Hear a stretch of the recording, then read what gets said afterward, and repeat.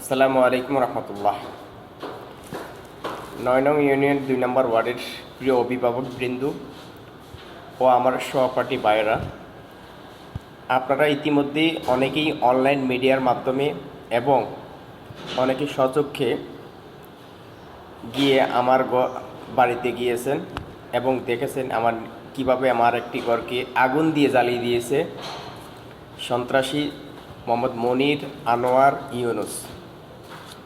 আমি এর দৃষ্টান্তমূলক শাস্তি কামনা করতেছি তাদের।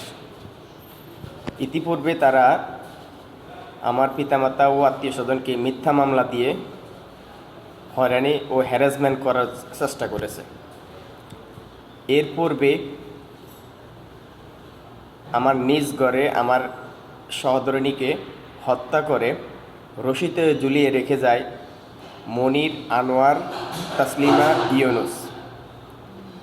আমি সকলের দৃষ্টান্তমূলক শাস্তি কামনা করতেছি।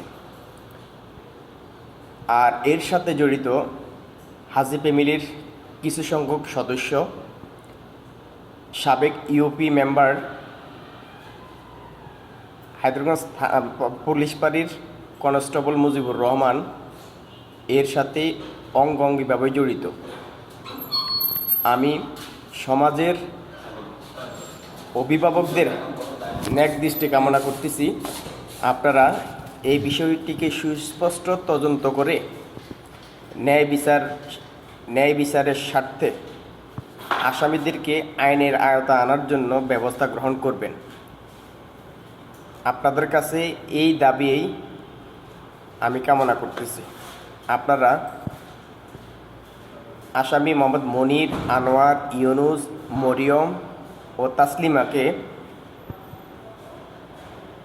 আইনের আয়তা আনার জন্য আমার বাবা ও আমাকে সার্বিক সহযোগিতা করার জন্য অনুরোধ জানাচ্ছি।